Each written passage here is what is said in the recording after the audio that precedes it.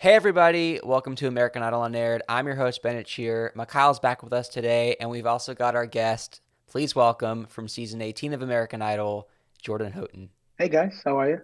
Great, Mikhail. Doing well. I'm doing really well. How are you, Jordan? Man, I'm good. I'm exhausted to be honest with you, man. I've just been feel like running around for the past few weeks. And looking ahead at quite a few events and projects, but it's a good kind of busy. Everyone says that. Like, how Yeah. are you? Is everything good? You're like, oh, I'm busy. But this is different. I'm not just busy. I'm running and chasing stuff down, man. Do you want to give us the rundown? What's been tiring you so much in the best possible way? Yeah, sure. So I am the creative pastor at a church in Kissimmee, Florida. It's called Living Water Fellowship. We do a ton of events, and we we do a lot, but it's a lot of fun. I really love this place. I just arranged vocals for a live recording that happened Friday the 20th for a group called Unified Sound, and that just ended up being one of the most incredible experiences of my life. It's a man by the name of Dr. Ron Canoli. He's like a gospel legend. We did an arrangement of a few of his songs and like kind of medleyed them. It's English and Spanish, and he was there with us that night. So that was very surreal. But it was 3 days of like from 11 to 11, just singing and pre-recording and getting things together and tight. So I felt bad for my wife. She had so much that she was taking care of at the house with the baby and with the dog that we have. God bless her. Um, but yeah, so there was that. I'm flying to Houston in a week or two. I honestly don't know. I should probably figure that out. I'm doing an event out there for a friend of mine's church. My wife and I are going to Vegas for our anniversary, her birthday, and for Valentine's Day, kind of grouping everything. And then I have my live recording. It's supposed to be taking place April 14th. What kind of dog do you have? Um, she's a couple things. She's what is it? Pit bull. Uh, um, God, I can't even think. She's definitely part pit bull. I think Doberman and Schnauzer. It's like a the most random assortment of breeds. So she's And big. she's still a puppy. She's still small. She's crazy though. She pees on everything,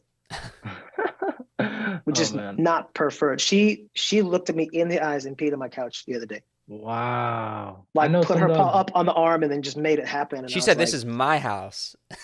yeah, she Wow. she marked all of her territory. I'm like, that's my spot too. She peed right where I sit. Ridiculous, man. How old is she?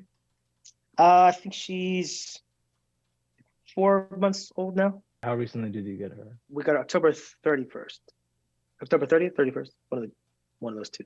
Um, my wife saw her on the side of the road and she was like, I think I want a puppy. I said, Oh wow. It was like well, that. she didn't like rescue her. Like she Oh, wasn't just okay. like loose. Like, the guy was selling puppies on the side of the road, probably illegally, but it's okay. Um, and she was like, this is what I want. I said, anything you need. And she was real cute until she started peeing on the carpet. And then I was like, Lord, give me strength. I got patience.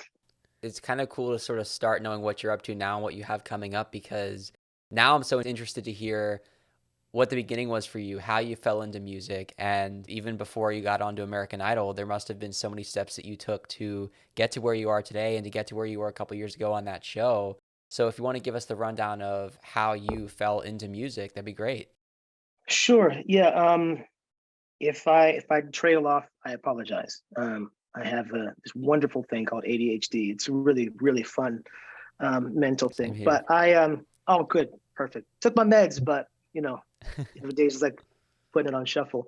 So I started playing piano when I was 8 years old, and started in the church, like I feel like a lot of us did. Um, and I mean, originally I was just gonna play piano and then learn how to play guitar and just play drums and be someone's drummer. That's all I wanted to do. Out of necessity, I started leading worship in youth when I was 16 or 17 because everyone had just kind of left, and I was the guy that was there. They're like, "Oh, your dad sings. You probably sing." I didn't. I was not good. I think people like you hear where someone is at now, but you don't see the whole process. Um, I was awful. I sounded like a sad frog caught in a dishwasher trying to cry out for help. It was very specifically bad. So I just kind of fell in love with singing, with leading worship specifically, and I wanted to get better. So I just kept singing anywhere that I could. I kept leading worship anywhere that I could. I started kind of gigging out, doing different things. There's a hotel called the W. You have one in a couple in California. There's one in Scottsdale. I started playing there. Um, I started playing music at a steakhouse in Scottsdale called Mastro's. Became the regional trainer there. That was a lot of fun. I definitely learned a lot there. But um, I had I think a pretty large expectation from other people, given what my dad has accomplished and all that he's done and where he's at even today. So that was a very interesting thing to navigate through. Like, how do I be myself and stay myself, even with these massive expectations that I feel like are there or that I might have for myself? How do I filter through those and just be who I am confidently? It took me a while to find that and figure it out.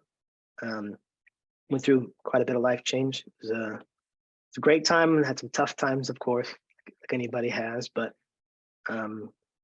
through all the ups and downs, I just kind of tried to reflect through each season that I went through in life, and try to figure out like, okay, how do I let this add to me and not take away? How do I let this be a part of development and not something that stunts my growth or that handicaps me emotionally or relationally with other people? And how do I become a better individual, a better Christian, a better father, a better husband, a better X, Y, and Z? And so when Idol came around, I think I was still working through some of that. We're all a work in progress in one way or the other. I had gotten out of a really, really not great relationship, and I found my wife now, and she's my best friend, the greatest person I've met. I still wake up, I'm like, how? Like, I don't understand how this is my life. She's awesome, and I went on the show, and it was like a lot of validation for me internally because I went as Jones. It was my last name at the time. I've changed it. That's a whole other story for probably a coffee offline. But they I feel like they looked at me and they saw me and they were like, you're more than good enough. I got some feedback from the judges that they didn't air, which is, I mean, that's going to happen. But I remember I'm just going to talk about the audition process just a little bit. I remember right before I went in, I was so painfully nervous, like shaking. Like I hadn't been like sick from nerves before, but I was nauseous. I was like, oh, I don't want to throw up on Katy Perry because that's just not a good look. I don't want to be a meme. But they opened the doors for me to go into the actual audition, and it was just like there was a piece that took over, and I was like, I got this. Even if I don't got this, I got this. And one of the first things that Lionel said, he said, I could tell you're a professional. And this isn't your first rodeo. You just came out so confident and so calm and collected. And I want to be like, bro, no, I don't really feel like I was any of those things all day long. But when the heat's on, you find out who you really are and what you really have. And I'm proud that I rose to the occasion, in some ways. But it feels like a lot longer than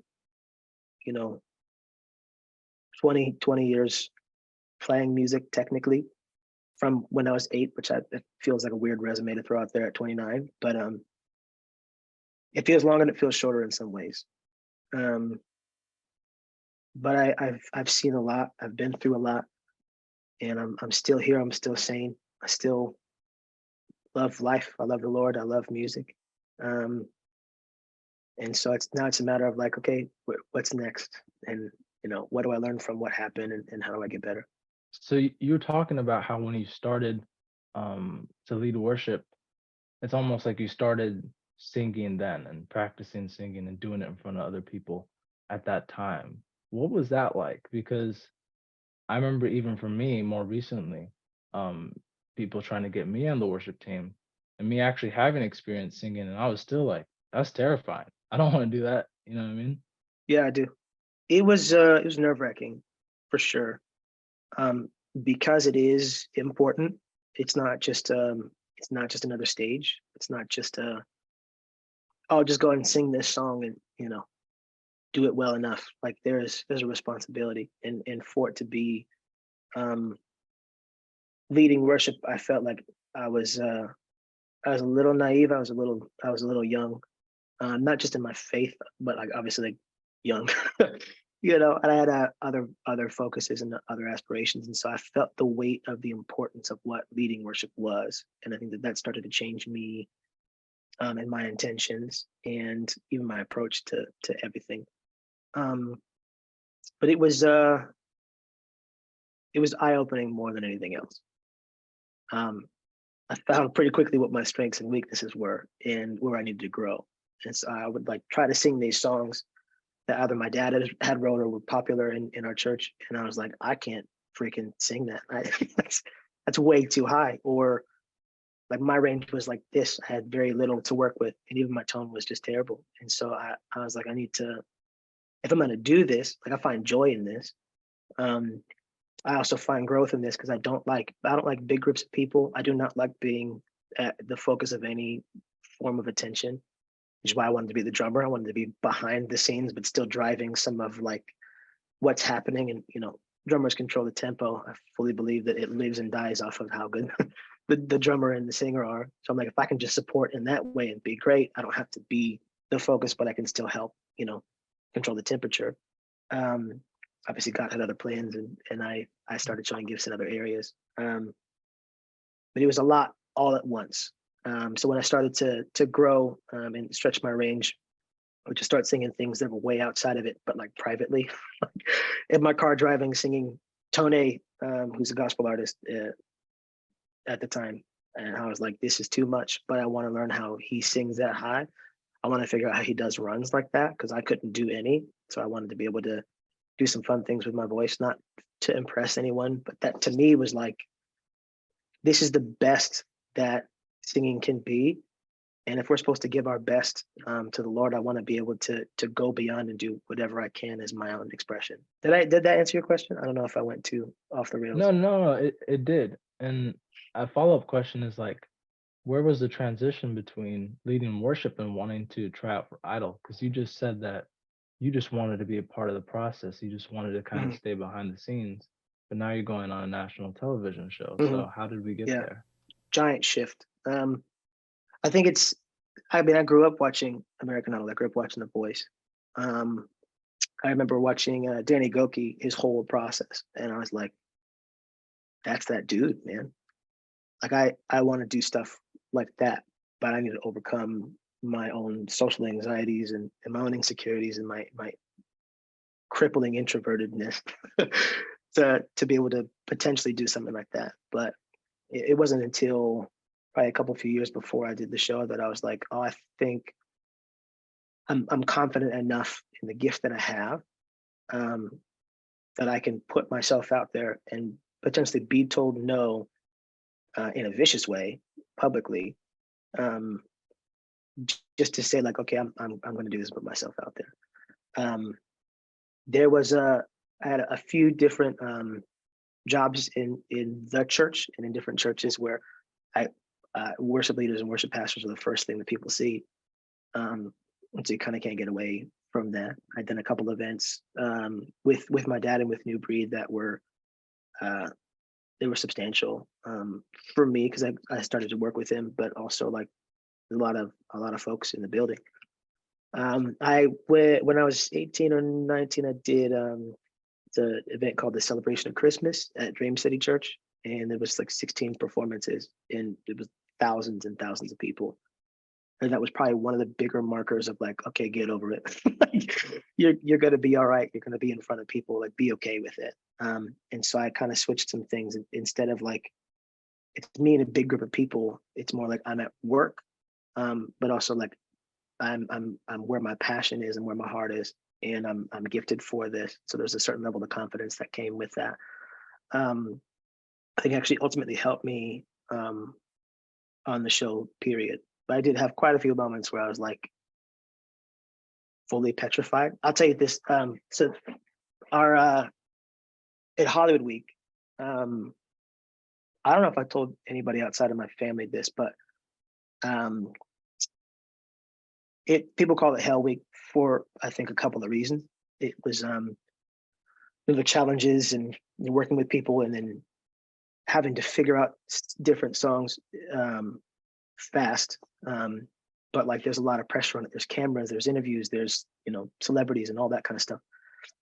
It was the last round right before they told us if we made it to the top 40 or not, and I chose a song called River by the Unbridges. I had never heard it before, and why I chose a song I had never heard is beyond me. But I remember listening to it and like crying because it made me think of my fiance at the time, my wife. I was like, this is the one, I got to do it. And like a few people had done it and had chosen it. I was like, it's going to be fine. But I couldn't remember the melody. I couldn't remember how the structure of the song went. And I had the lyrics down fine. But I remember getting to the side of the stage. It was like two people before me. And I forgot everything completely. And I was like, I was white. I was actually sick. And I thought I was going to pass out. I got real close. And there were people looking at me like, bro, are you good? I was like, no, I'm fine. I was not fine. I straight up lied right to their face. I remember looking over, there's an exit right there in the back of the wing. And I was like, I'm going to leave. I'm going to leave right now because I'm going to go up there and embarrass myself. And they're going to put me, I'm going to go on Twitter. I'm going to go viral for just sucking so bad. And I went out anyway and I started playing, and it was so different. The band was supposed to come in with me, and they might not have, from my memory, they didn't play at all. It was just me, just out there with my acoustic guitar, sounding like Woody. Bro, I was so scared. And they put us in the room after that. I got off stage and I was like, I didn't make it. They're gonna say no, I'm going home. And I was genuinely surprised when they were like, you guys are going to Hawaii. I lost it. I cried. I was like, please God, don't let there be cameras around me because I look like a mess. And Katie, Katie was like, hey, she said, congratulations. She said, you deserve it. And I was like, are you sure? And I just like, I broke even more. And yeah, she's just, I have such high opinions of her. I think she's a wonderful individual. She was so great throughout the entire process. Well, I have so many questions because to make it to Hawaii, you literally were almost entirely to the point of being chosen for America's vote. You made it through so many steps of the process that we didn't get to Mm. see. My first Yeah, question for you is, did you choose to audition for the show yourself, or did somebody scout you to be on American Idol? it was halfway being scouted and halfway me like emailing, because one of the producers had reached out to me for The Voice a few years prior, and I was going to do it. I'm just not in a good headspace. I was depressed, and so I was at Mastro's where I was working at the time, and on one of my breaks, I was just like, I am going to reach out to this producer and see if I can do the show again, because I just got this whole different perspective on life, and I was like, I just want to do one thing that I've been avoiding, and I just got to put myself out there, and it was a show. Um, and like not even a week later, she emailed me from a different email, and it was like, hey, I don't know if you remember me. I used to be for this show, but now I just wanted to see what the likelihood of you coming here was. And my mind was absolutely blown. And I emailed her, I was like, did you get my last email? She was like, no. But just kind of like, you know, I think the new age folks would say the stars align. But no, I'll never forget that. And then I got in contact with another producer, and he's just like the best guy ever. Everybody that works behind the scenes for Idol is just like the highest quality person, um, which I really appreciated. I think that we all needed that. There was a ton of people there that were, there's a lot of younger people, especially now. Like that's kind of like the wave that's coming up, and they were all like really nervous and petrified, and the producers just took really good care of everybody, and that was a really really cool part of the experience. I think we also don't get to see, as you said, all the people that work behind the scenes, but what it's like to go through the filming process with all those other people, whether it is the contestants or the crew, who, frankly, I mean, you do get to know some of the people that are behind the cameras or holding the boom mics. Like, it really is a community experience. So Yeah, you arrive there for the audition. Number one, if you could tell me what city you went to audition, and also, uh, do you remember any of the contestants that you met, whether they were aired or unaired? Because I would love to hear you talk about some of the names that might stand out to you. absolutely. I remember quite a few. I'm still in contact with quite a few of them as well. Um, so I went to LA because it was I was living in Phoenix at the time. It was just like a 6 hour drive. My dad lived there. Um, so we went there. I mean, I think you guys know, but I actually proposed to my wife on the show in the audition. So that was a whole big old piece. I was talking with producer Ryan. I was like, "This is what my plan is." He was like, "Okay, do you still want to do it even if they say no? Did you want to do it before or after?" I was like, "Well, I want to do it after because I'm gonna get some kind of a yes either way." So we talked about like how we were gonna do all that, and it's actually really cool. The funny random little thing. The funny part about that was Ryan Seacrest had asked my wife how long we'd been dating at the time, and it wasn't long. It was like 4 months. But I'm just like, I've been through enough. We have connected on every single level. Like I have no question, and I stand by it. I would have done it sooner if I could. But to everyone else's standards, it's like, hey, dog, that's mad fast. And so he was interviewing her. I was like, oh, how long have you been together? She goes, oh, 4 months. He was like, oh, he was like, oh, shoot, this ain't gonna go well. But thankfully, they didn't show that part. So great. Um, but I had to shoot a couple of things because they get as much as they can just in case, like if my full story is aired and I'm like top whatever, um, they've got some stuff in the can, and so they were like, "Well, show us the ring and do some things, look a certain way, all that kind of stuff." And I was like, "I'm not good at this. I can't. I'm not. I don't think I'm made for this realm of television." But um, it was really cool. I met who did I meet in LA? I met Devin. Devin was great. I still love him. He's a good friend of ours still. Um, I don't. I didn't meet a ton of people at the actual audition that I met in Hollywood Week, but at Hollywood I met Dwayne Crocker Jr., who's still a very good friend of mine. We've done a few things together since, and that's my brother. And Franklin Boone too. Like the three of us just got really connected and stayed close. Um, Sophia James is probably one of my favorites. She's unbelievably talented. Like, she's a one of a kind. Um, she put out a cover of Dreams not too long ago, and I went ahead and downloaded and listened to it, and I was like, there's just there's something about the way that she sings and plays, and just like her tone and how things carry, that is so unique, and I'm a fan for life. Rob Taylor was another one that I got to connect with, and we had some really great conversations. I remember his Hollywood Week song was ridiculous. I was like, oh wow, he's crazy. And then Tito Ray as well. They did a duet together. That was interesting. But Tito Ray is one of the most incredibly technical um, singers I think I've ever met in my life. So some of the talent that was there, I'll never forget it. And then Jeb, I love Jeb. We had a great time in Hawaii. And Francisco and Louis, I love those guys. I had heard both of their top 40 songs before they went on. I was like, man, these kids are special, and they definitely still are. So to see kind of how things took off for everybody after the show, and how people have navigated through life with it. And Kat and Alex are another two that my wife and I specifically have stayed connected to. And I can't even say how proud of them I am. They deserve every bit of success that they're seeing, and then some.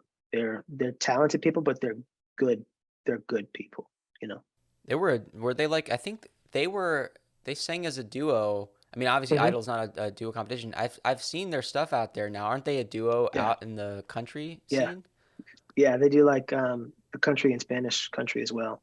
That's They've cool. gotten like kind of an unbelievable amount of hate on some of their videos and some of their songs too. Like if you go to the Huh. TikTok and you see some of the comments and what they respond to, it's like keep country in English. Nobody wants to hear this. They've Oh, had like big country artists duet their videos and like show support for them. Um, so that's been really cool to see too. People that like I've heard them talk about during the process are like connected with them now. It's crazy. yeah. Well, it's that support that matters, right? I think anything you do, you can say for your own musical journey, any artist, it's like you got to focus on that support, right? Yeah, I imagine that that validation from like the judges and the friends that you made through American Idol like had a pretty big impact on you. definitely.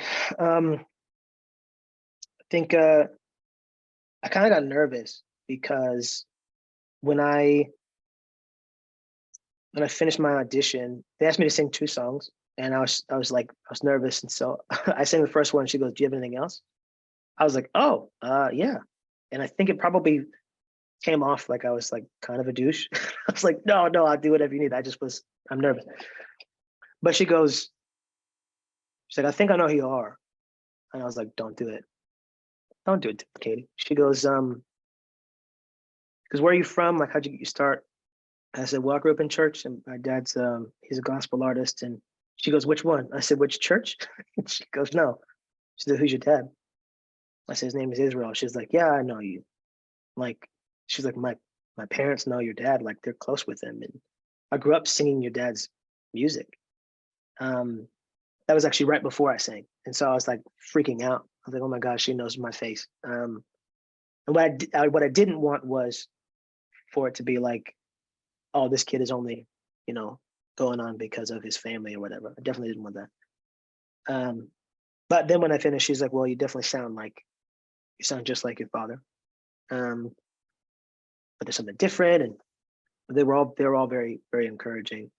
Um, but Luke had asked if I wrote one of the songs, and it was "Love Song" was the one that they actually showed, which was Adele's version of was it The Cure or 311, one of the two. Um, and I was like, "No, that was Adele." He was like, "Oh," he's like, "Man, you really made that your own." Enough for me to think that you did an Adele song on your own. And I was like, that was pretty cool to hear. Lion was probably one of the most encouraging individuals, and some of the stuff he said about my professionalism and the way I carried myself. I needed that. Those are specific comments and compliments that you don't really get from um, just the everyday like listener, even like most musicians, and having them be in the industry for as long as they were um, was really cool. I added a couple of different passing chords as well, which Luca commented on. I didn't know that he played piano. And I was watching some of the season. I was like, "Oh, dang, he played." So like when he was complimenting what I did in my voicings and my passing chords, like he really meant that. That was really cool. What was the other song besides Love Song? Dreams, Fleetwood Mac, Cool. because I had just sung it so much at the steakhouse. I was like, why not? I'll just do that one. So we have Dreams, we have Love Song, and Love Song is Mhm. followed by a proposal, right? Yeah, yeah. So I asked them. They all said yes, which I was not expecting whatsoever. I think that when they were navigating through they're like, "Well, Katie said, I want to see you with like a band and see how you really interact, and you need to pick songs that fit your voice." And when they said some stuff like that, I was like, "Oh, they're gonna say no," and they all said yes, and I was like, "Sure, yeah, like that's normal." I was completely taken aback by that. I actually like paused for a second. I was like, okay. I said, "Can I bring my girlfriend in here so you can give me the the ticket to Hollywood with her here?" And they were like, "All right." That's dumb. So I went and I grabbed her, and the producers knew, and the judges had no idea. And yeah, I was like, I said, "Actually, I have one more thing to ask." And I'm like, I watch it back now, and I was like, I wasn't showing a ton of emotion because I was so nervous about just the space that I was in, and like I'm obviously going to propose. I didn't have like a long drawn out thing. Like it was not bachelor level proposal whatsoever. Um, but I was like, "Hey, I love you, right?" Which is a weird way to get down on one knee, but I did it, and she caught it. She knows me, and so I asked, and she was surprised, and the judges were like, "No freaking way!" And then I don't know if they showed it, but Katie actually was like, "Can I wear it? Can I see it?" And she took the ring and she put it on her finger. She was like, "This is the biggest ring I've ever seen. Oh my God." And I was like, "Yeah, it's I got it for a really, really good deal," which is actually true. So I thank God for that. It Dang. was a wild experience, man. That's a different kind of, like, I always think about like when people propose and like there's a crowd around. But like proposing to someone like national television, like when everyone's watching, like that's different. Yeah, it was. It was a lot. Um, it was amazing, and I have that forever. We have that as a part of our story. Leading up to it, I was like, I'm really doing this. I'm really about to ask the biggest question in one of the biggest ways that you can. So were you more nervous for the audition or the proposal? Like was that in the Mm. back of your mind while you were in the audition? Um, the whole time for sure, because I had the ring in my pocket and I was like Mhm. in the box, so it was bulky in this whole joint, and I was like, I can't let her like lean on me on this side because then she'll feel the it was all. Mhm. I wasn't necessarily nervous about the proposal because I knew she was gonna say yes. Like we had talked about it, we were very clear with each other, and especially from the beginning, like I was like, hey, I've been in too many rough relationships. I got a lot going on. I'm not gonna waste my time. I'm not gonna waste anybody else's time. Like I'm not dating to date. Like if we're gonna be together, that's kind of it. And she was like, great, same. I was like, great. I was nervous about the uh how it was going to happen, I guess, like just the whole vibe of the proposal. I was like, if they say no and I don't go to Hollywood, I'm like, what can I propose anyway? That's probably more awkward than anything else. I know you said no, but like maybe I can manipulate you to change your mind because I got a wedding to pay for. But when they said when I walked in the room, I was like, I can't think about that part of it, which is difficult because I still feel the ring box. Um, and so I guess having to be present fully in the audition, knowing that like there's a whole other piece to the puzzle that they don't even know about was more challenging than anything else. But yeah, nerves nerves showed up quite a bit at a few different junctures. It was off. Well, think about how much was going on to be getting a yes to Hollywood Week to now have a fiance and then be getting ready for Hollywood Week. I mean, that tell me what was going through your mind as you were getting ready for the next phase of the competition and then having all this going on in your personal life. All very exciting stuff. The wedding and the proposal and all of that was so exciting. And for Hollywood Week, I was like, I don't know what it's going to look like.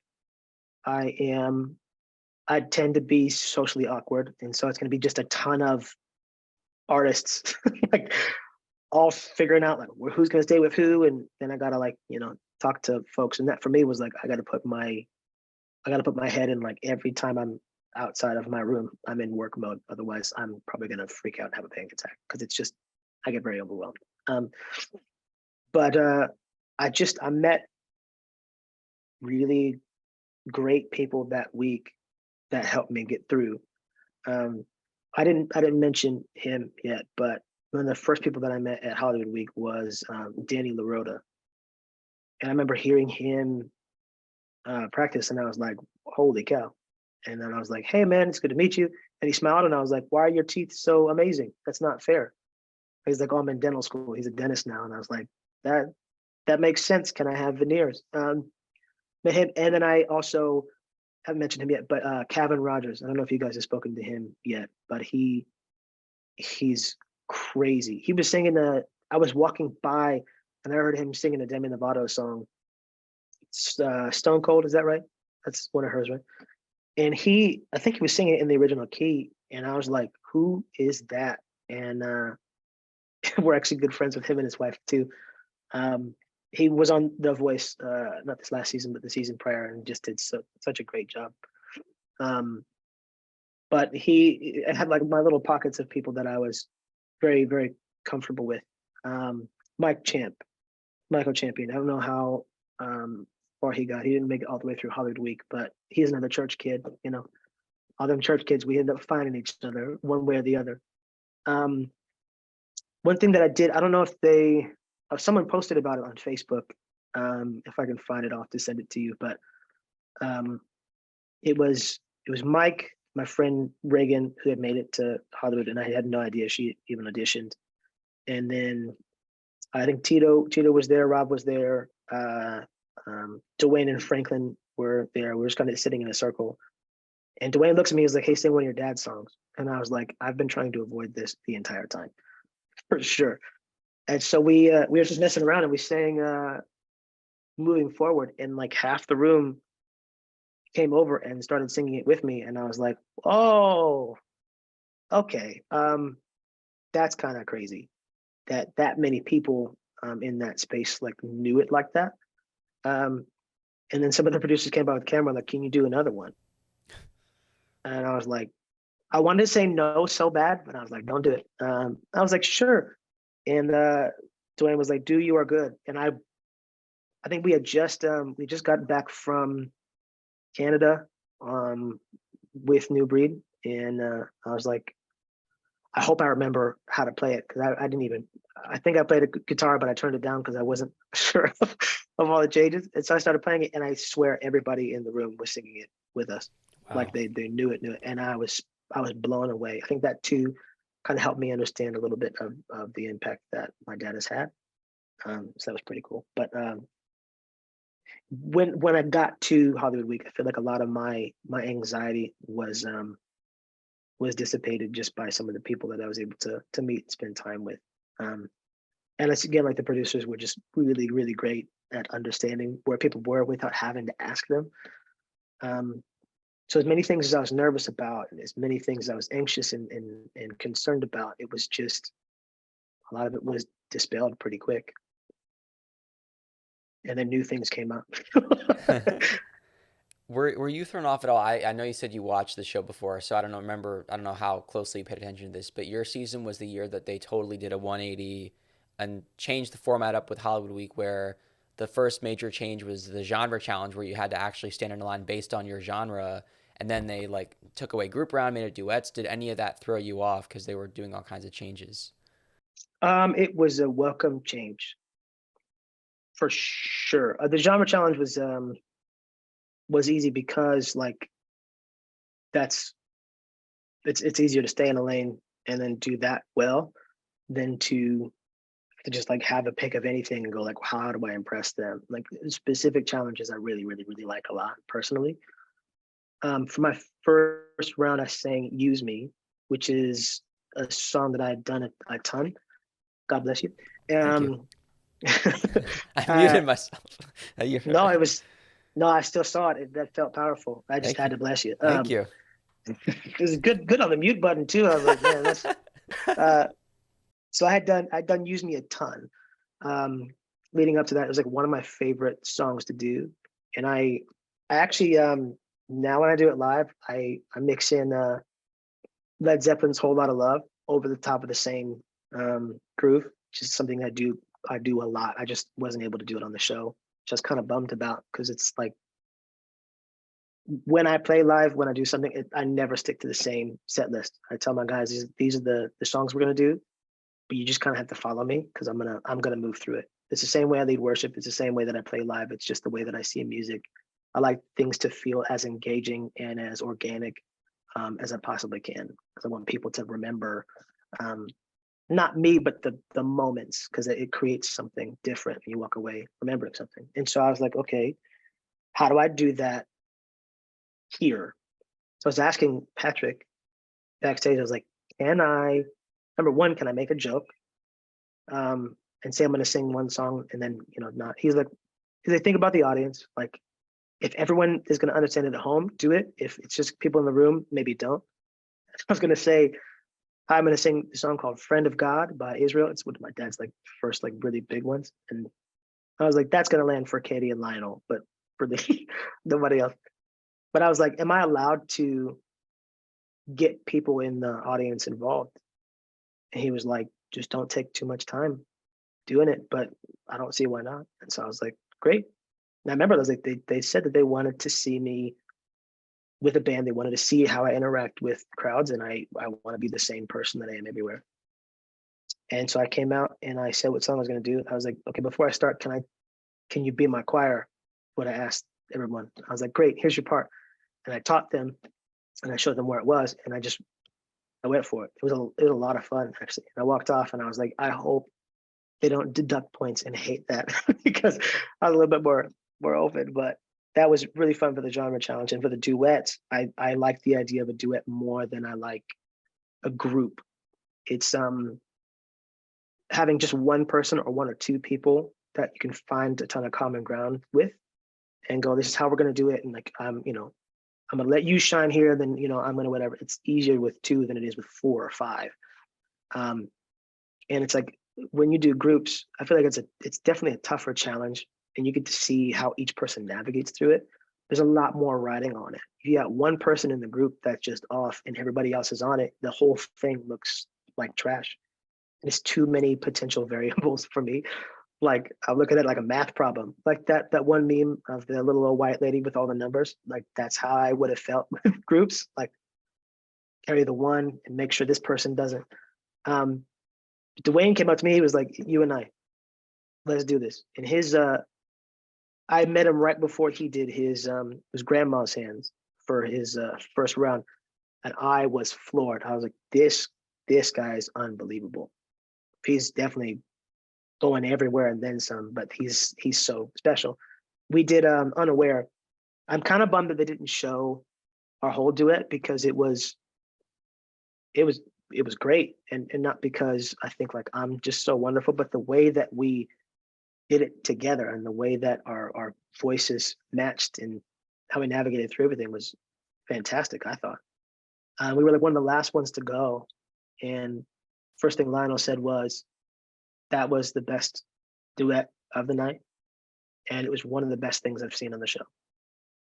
And we were like, get the frick out of here, dude. No way. Like, that was so wild for us because we kind of got like lost in it. We just started having fun, which I think is the mark of a good duet and a good partnership musically. Is everything else, the responsibility of the competition and everybody in the audience kind of just fades into the background, and you just have fun in a musical moment. I'll never forget that. That was great. And then round three is probably the toughest because it was with the band, and I am very, very specific. I'm really particular, but I don't do things like by the book. Me saying I'm particular is like I want people to just be free. I want everything to feel like jazz is probably a good way to say it, but where you're just kind of relaxed and people are trying to play, not to impress and compete with one another, but just like, hey, like kind of throw something in here or there or change a vibe, and then it changes the room. Like, that's how I lead bands. So have something like structured and locked is a little bit different, a little bit different. Like, I like to have some kind of creative control, and it wasn't that, which it's fine. It's TV. But it was that was probably the biggest challenge. Was learn a song, freaking remember the words and the melody, and stand out enough because other people are singing the same thing. How did that last performance feel, Hawaii, the crowd, knowing that this was like make it or break it for the audience vote? And then, of course, the judges give you the whole breakdown of whether or not they're going to send you through. Talk about that. It actually felt really good. I was nervous until my rehearsal, my sound check. Bobby Bones was really, really, really encouraging to me. He hadn't met me before, him and I hadn't spoke. But I checked and I ran through it with the band on the stage. He was like, I looked down and he pointed at me. And I was like, it's either going to be really good or really bad. So I went off stage to talk to him, and he was like, I think that you're like a sleeper this season. And I was like, I feel pretty awake. I said, what do you mean by that? He was like, you came up on stage and you just like took control of it. And he was like, it was amazing. And then Elijah Renee started, I love him too. He started checking, and he was like, hey, I just want you to know, like, I don't have to say this because the take is ruined. He's like, but that was amazing. to do exactly that, because that was perfect top to bottom. And so I felt really good. I was like, oh dang, I got this. Check with my vocal coach for the season. He was like, that was perfect, well executed, all that. I was trying to take in all the notes that I had from the judges at the time too. Part of what they said was for Use Me, I did a lot of runs, a lot, and then for uh, my duet with Dwayne, I did a few. So that we just want you to kind of stay more straight, and I want to see without an instrument. So for River, I had an instrument, but I didn't do any runs, zero. For Redbone, I don't think I did any either, and I didn't have an instrument. And so I'm thinking like I'm taking challenges, like I'm taking their feedback, and I'm putting it into action, and I'm going to do great. When they told me no, I I was kind of shocked. They were like, "Hey, the bar was set to a certain level, and we just felt like we asked some things of you, and you didn't really rise to the occasion." And I was like, I was mad. I'm not gonna lie to you. I was like, I feel like I specifically, I had all these responses that were loaded and locked for me to say, and I was just like, they made the decision.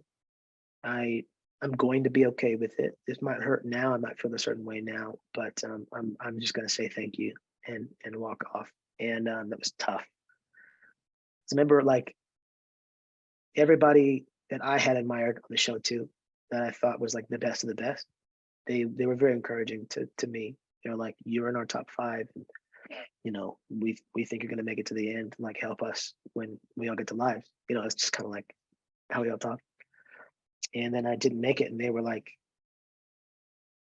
they said no, and everyone thought I was joking. I was like, "Oh, they said no," and I couldn't bring myself to go to everyone because they were like, "Oh, come here," and I walked away. I couldn't handle it. And if there's one thing I regret, it's not going to the people that I call my friends, that are my friends, and loving on them and going like, "Hey, you're gonna do great." Like staying how I was. All throughout the process, every time I saw someone that was stressed or nervous, I was like, "That's the first person I'm going to tell them that they're okay and they're doing great."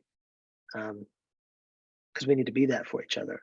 We're all in the same boat. We're all nervous. We're all freaking out. There's all this pressure for everybody. And out of all of us, one of us is going to win this. And so whether it's me or whether it's somebody else, I want them to know that like I'm going to love you through it, and I'm going to encourage you through it. And I stayed on that, and I stayed there too with a lot of people that I still talk to. I'm proud of them. Um, but it was tough. They were like, we were all shocked that you didn't make it. One of, one of the producers was like, she was like, "Wow, that's a huge surprise. I didn't see that coming." I was like, "Yeah, me too." Like I was trying to be nice too because I was so confused. He said like we've asked everyone who's going to make it to the end, and like 90% of them said it was going to be you, that you'd be in the top five. And I was like, regardless if I think I've got it to make it to the end or I can win it, like that's only for me to think. But at the end of the day, there's a lot more that goes into what they're doing and what they're creating, and I got respect for it, you know. So I walked away with an understanding. Sometimes like there's more than what I understand at play, and it's not for me to know. Um, but you just kind of go and you do the best that you can, and I think that also like I understood that my identity is not rooted in how far I make it on Idol, how far I don't make it on Idol, um, and my confidence isn't predicated upon um, anyone else's opinion of a performance or a moment or a vocal quality thing. I think if you know who you are, then you know who you are, and if you're confident in that, you might feel a little bit shaken, but you'll still be okay. And I had a moment where I was like, I was real shook up. I was like, the devil, but I'm a better man. I'm a better musician. I'm a better leader because of what I walked through with that. I'm wondering what the transition process is like after that, especially because like everyone expected you to stay in the competition. I know it's different for everyone. Some people just like are extremely depressed and it's hard to get out of bed for a very long time. Other people try to just fill up the slots of time, just keep it going? Because you go from a space where everything is scheduled out for you to having to make decisions for yourself. So what was that process like? Well, I think that going so long as like a gigging musician, it was kind of like a little bit business as usual, with a different layer of like I need to kind of put some more effort behind this in a different way. And then right as we were able to get things going, we got the call that like, hey, everything's shutting down tomorrow. Um, and we lost everything. All of my income was in gigs. So it was like, we'll let you know if we open up again or what it's going to look like. So people were getting stimulus checks and pandemic unemployment. I got none of that. So we didn't know how we were going to make it through. So my focus shifted from figuring out music to just living and figuring out how to make things work where they were at.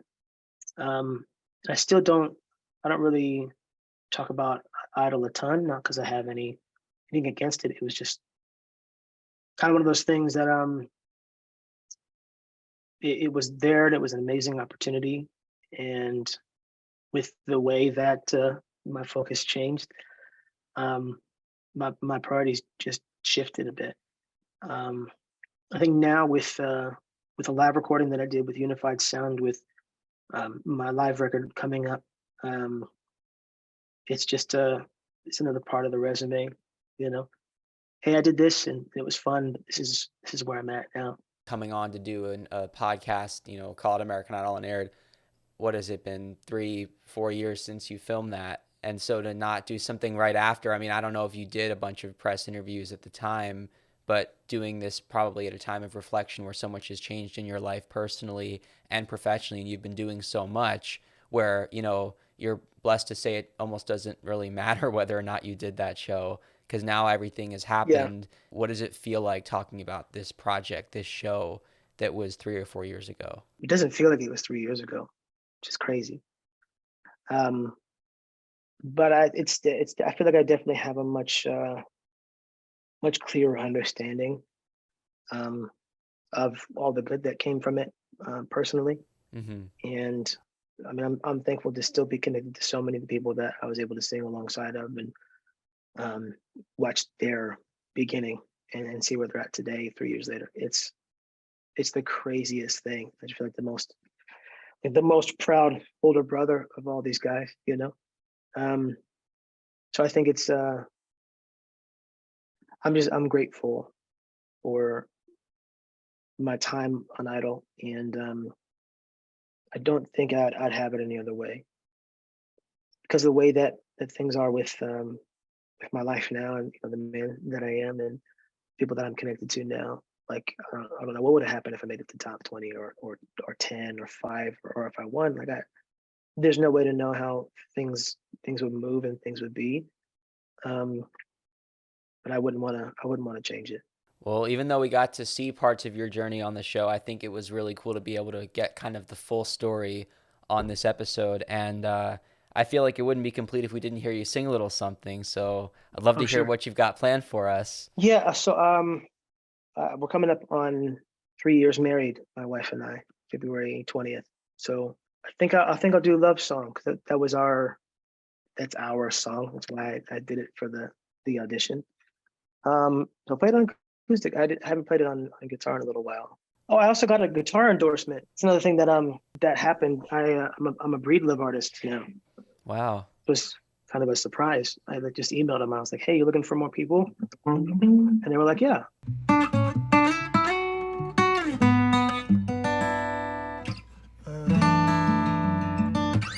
Cool. Ready? Cool. Yeah.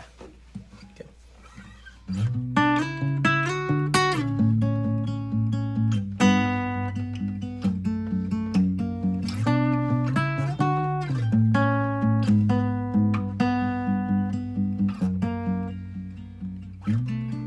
Whenever I'm alone with you,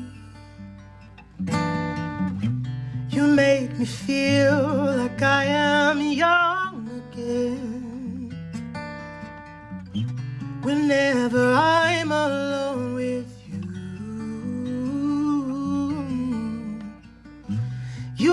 me feel like I am home again.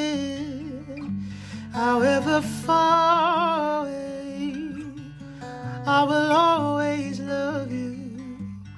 However long I stay, I will always love you. Whatever words I say, I will always love you. Oh,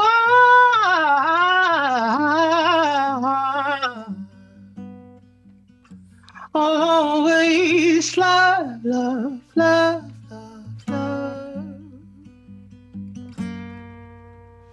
you.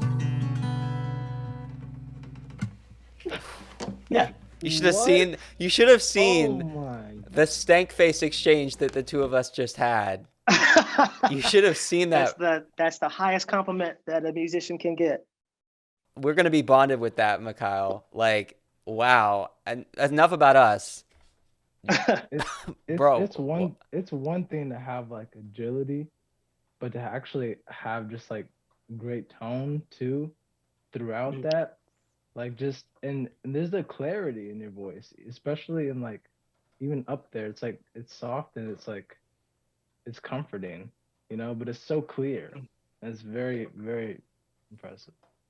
Man, I appreciate that. It's very specific and helpful compliment. So thank you guys. Yeah, he's a music You expert right know, here. yeah, I believe that. Yeah, do you want? Yeah, tell him a little bit about you, do, Mikhail. Yeah, Well, please. yeah, I feel like singing has been a way that I've expressed myself for a long time, but it's something that I started to really get more passionate about, and just music in general, more last year.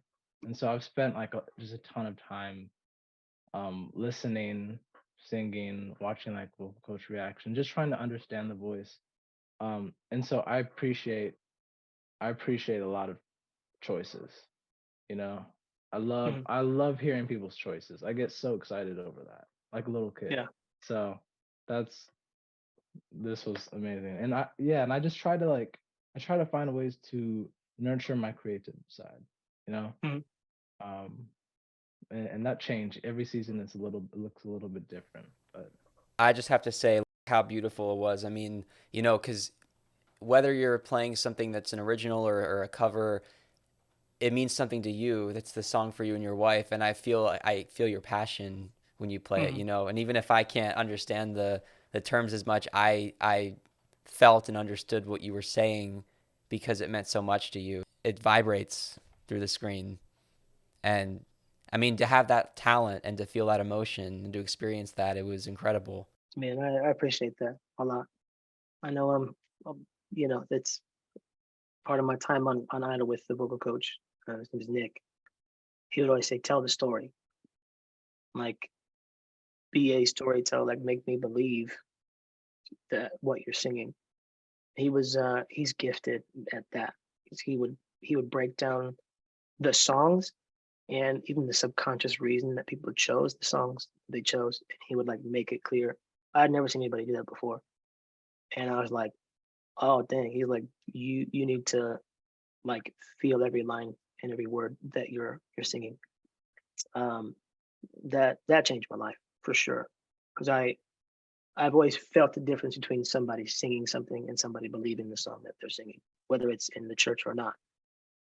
And so from that point forward, I was like, this is going to help inform the way that I even lead other people. And so anytime that I get to lead, one of my biggest compliments to people is I believe you. Even when it comes to guitar players, bass players, keyboard players, drummers, like there's a difference when someone's just kind of going through the motions and when their whole self is poured into it. Um, it's anytime I sing anything, um, whether it's like just in a room somewhere by myself or in front of a couple hundred, or a couple thousand people, I approach it the same way. Um, the amount of people in the room does not dictate how I approach a piece of music. Um, so I am who I am, wherever I sing, wherever I go. You know. Mikhail, any final thoughts, questions, comments? I think it can be hard to do what you just said. to just really put yourself in things because it can be vulnerable. And that's something I'm really working on right now. So it's honestly inspiring. Thank you for saying that. I appreciate that. Jordan, are there any other things that you want to talk about as far as what you're doing right now? I know we touched on it in the beginning, but whether it's music, any shows or any work that you're doing worship wise or anything like that. Like I said, I just did I arranged vocals for a project for a group called Unified Sound, and the release date is I think still to be determined and to be announced. I'm not 100% sure. Probably soon. Um, but I have a song with them. It's one of my dad's songs. It's called "In Jesus' Name," that I recorded with Unified Sound. So I don't know if you need a link to that or if you want to find that.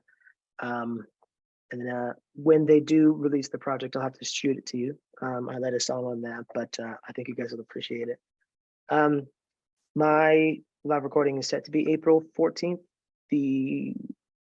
I'm still waiting to hear back. If it's not going to be at the place that I'm hoping, I'm going to go in the studio that same week and then just do it with some musicians. But this year I should have hopefully three singles before the summer. That's what my goal is. Don't hold me to it. And then whatever project I'm doing, if it's live or if it's studio, my goal is to have it out by the end of the year as well. Just I'm shooting for this to be the most substantial year so far of my musical career. But we'll see how that goes. Where can we follow you to stay tuned with everything? Instagram is the best place. I will have to post a lot more and post a lot more specific things. I believe, let me just look at it. I think it's just Jordan Houghton _ and it is. So that's Instagram is a good way to keep up with me. If you message me, ask me a question, anybody, I'll most likely answer it as long as I can see it. I post on my story. Sometimes I go live at different gigs and different events that I'm at, the sound check, practice. Sometimes I'll go live in my office while I'm making vocal arrangements or recording things. Just, I guess, stay tuned on that, see what I'm doing. Mikhail, want to plug your socials? Yeah, sure. And I definitely need to post more too. But Instagram is definitely the best place for me too. It'd be MIKAE1 music. And that's the best place to follow. I post covers, poetry, my food, really just random things, but things that make up who I am. Awesome. And you can follow us on Instagram at Idle Unaired Podcast. If you're listening or watching on YouTube, make sure that you hit the subscribe button or follow whatever the platform allows you. You can review, give us some stars. Also, we have a new podcast, The Artist Exchange, where two artists come together on one podcast to talk anything and everything about music. You've probably heard me talk about it a lot on this podcast, but you can follow at Artist Exchange Podcast to find out more. Thank you guys so much for listening or watching. And Jordan, thank you so much for being a part of American Idol Unaired. And thank you guys for having me. Honestly, it was a great time.